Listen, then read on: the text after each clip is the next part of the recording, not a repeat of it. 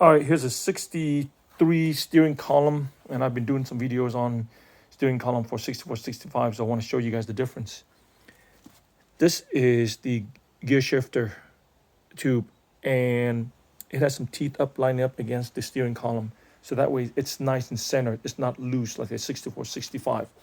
I believe they changed to 64, 65, but they took those teeth out and they put a plastic bushing in, and that I believe the purpose of that is to reduce the vibration. And over the years, of course, that disintegrated, and then they now make a poly bushing that you can buy from T-Boat HQ to put in there, but you don't need it for a 63 and 62 column. Some had advocated putting a shaft collar or another roller bearing right in this area here.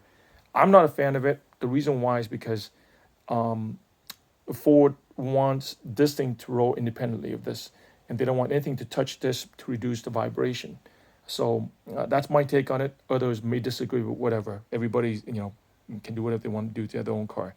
The only thing is on the upper column, you want to make sure that I have another video on how to remove it and inspect the bearing up there. There should be a sleeve like this that goes right outside the bearing. Now this one had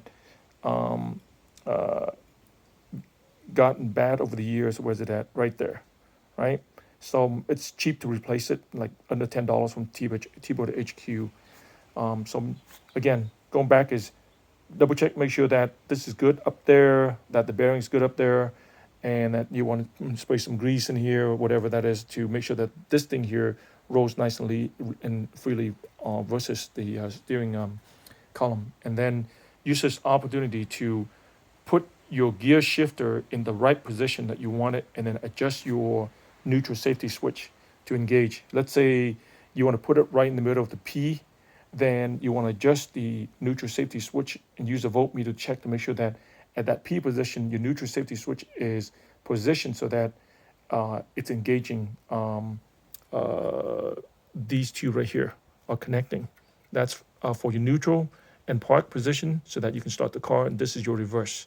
When you put it at the R position, these two are connecting, and that's what you want to do on this. So that way, you're not fiddling with the gear shifter to start the car and potentially take it out of its slot, and it can get pushed out into the next gear over, and you're not going to like that. All right.